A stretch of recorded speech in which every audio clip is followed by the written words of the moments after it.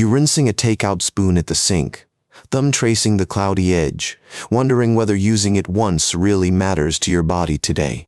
The honest answer used to sound environmental: oceans, turtles, landfills. But the newest studies pull that question much closer. Pause, under the skin. In 2025, Nature Medicine published Nehard and colleagues' study reporting microplastics and nanoplastics in decedent human brain, liver, and kidney tissue. The finding that grabbed headlines was brain tissue because samples contain substantially higher plastic particle concentrations than liver or kidney samples.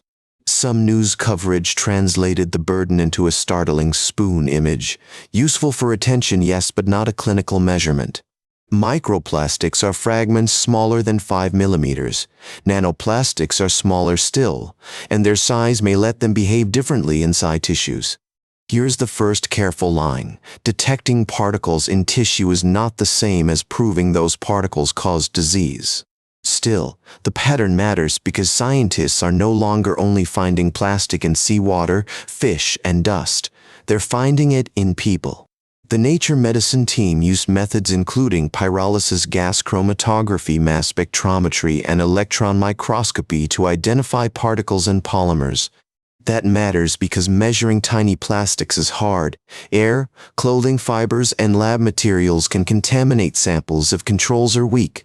The authors compared samples across time and reported higher concentrations in 2024 brain samples than in samples from 2016 archives.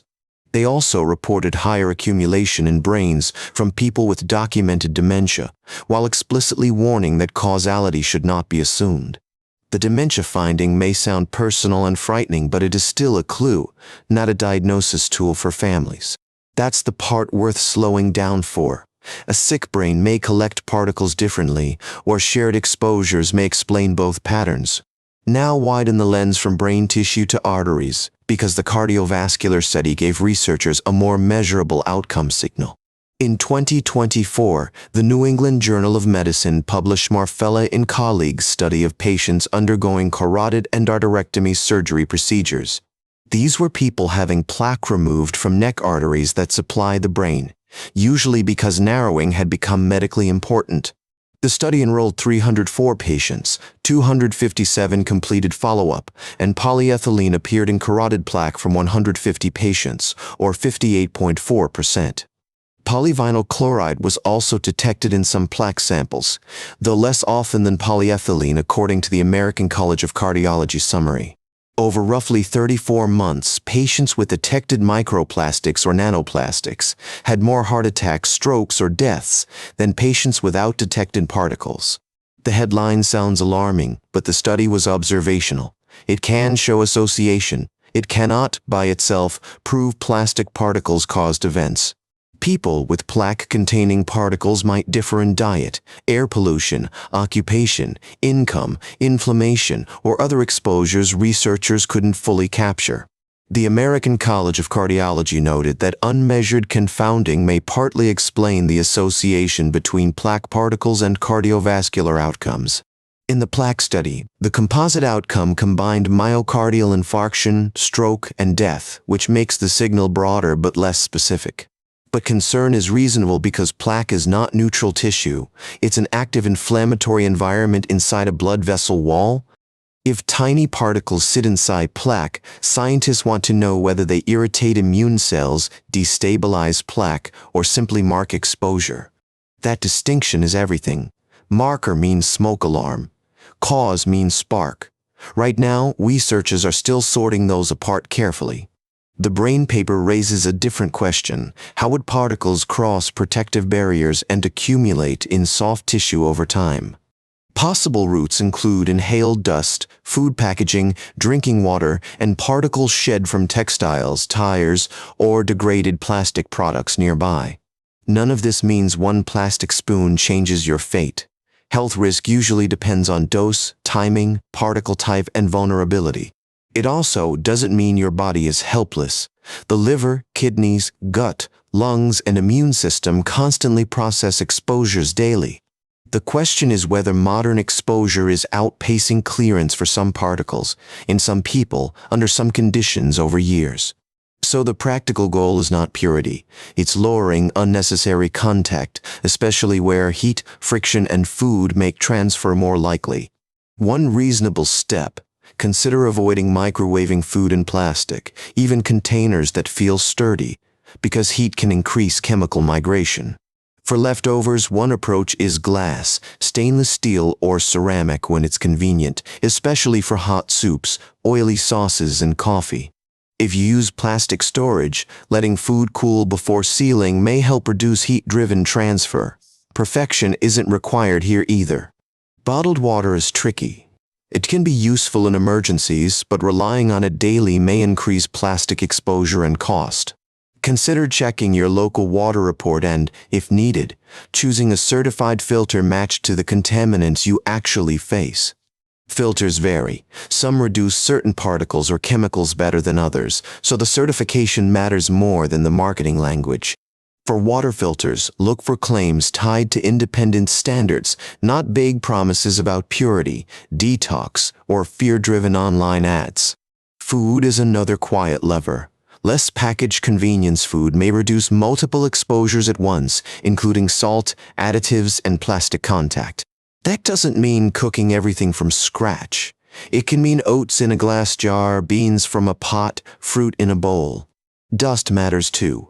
Microfibers collect indoors, so ventilation, damp dusting, and vacuuming with a good filter may help over time. Laundry is part of the story.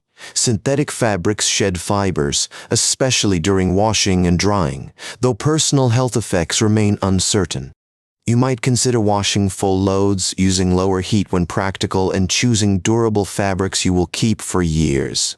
Opening windows when outdoor air is good may dilute indoor particles, and cooking ventilation may reduce smoke, moisture, and other exposures too. The biggest trap is turning this into anxiety theater. There is no standard clinical microplastic test that guides treatment decisions today. This content is for informational purposes only and is not a substitute for professional medical advice. Always consult your doctor or a qualified healthcare provider before making changes to your health routine. If you have heart disease, dementia concerns, pregnancy, kidney disease, or occupational exposure, your clinician can help prioritize risks calmly. Researchers still need prospective studies that measure exposure before disease, track particle types, and test plausible biological mechanisms in humans. They also need stronger contamination controls and shared measurement standards, because comparing studies is difficult when labs count particles differently. The NEJM plaque study had strength because it examined actual human atheromas and followed clinical events, not just lab markers. Its weakness is the same reason we must be careful. People were not randomized to have plastic particles in plaque. The Nature Medicine brain study had strength in using multiple detection methods, but it studied decedent tissue, not living brain function over time. Animal and cell studies can explore mechanisms, but human decisions should lean on human outcomes whenever those data are available. So when someone says plastic is in the brain, the best response is neither dismissal nor panic. It's disciplined curiosity. Ask 3 questions. How was it measured? What outcome was linked? And did the study separate correlation from causation clearly? For everyday life, prioritize the hot contact problem first. Hot coffee in plastic is a more obvious target than every cold package. Next, reduce single-use items where the swap is painless: a steel bottle, a ceramic mug, a fork from home today. If a swap makes life harder, skip the guilt. Sustainable habits work best when they fit your actual Tuesday routine. Parents often ask about children.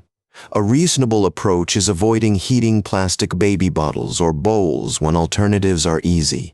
For workplace exposure, especially manufacturing, recycling, textiles, or construction, consider asking occupational health staff about ventilation and protective practices available. This is also a policy story. Individual swaps help, but cleaner materials, better filtration, and smarter packaging can lower exposure at scale. If policy feels abstract, remember manufacturers already choose materials, package shapes, and filtration systems before consumers decide anything at checkout. The personal move and the public move can coexist. Use the glass bowl and support systems that make safer defaults normal. If this careful, evidence-first approach helps, A quick like or subscribe keeps these grounded health conversations reaching more people gently. Back to that spoon in the sink. The point isn't to fear it. The point is to notice the pattern it represents. Plastic became invisible because it became convenient, light, cheap, flexible, everywhere. Biology may be telling us that everywhere has consequences. But consequences are not destiny. Exposure can shift downward through simple choices, better research, and policies that reduce unnecessary plastic contact. The next wave of science should tell us which particles matter most: polyethylene, PVC, fragments, fibers, or the smallest nanoplastics. It should also tell us who is most vulnerable, because risk may differ by age, lung health, heart disease, and occupation. Until then, the best advice is boring in the healthiest way. Reduce heat plus plastic, reduce dust, and keep perspective. Don't trade plastic anxiety for worse habits.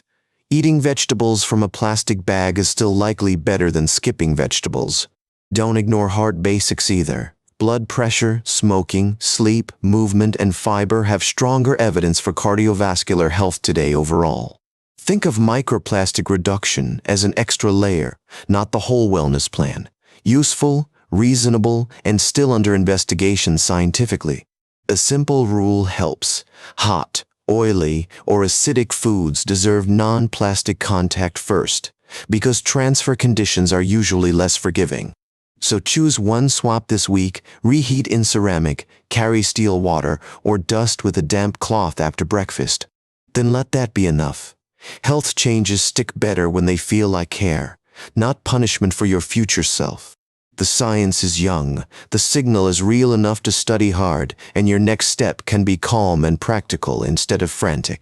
Thanks for spending these minutes with better health faster. Keep the curiosity, keep the perspective, and keep making the next healthy choice, even when the evidence asks us to be patient.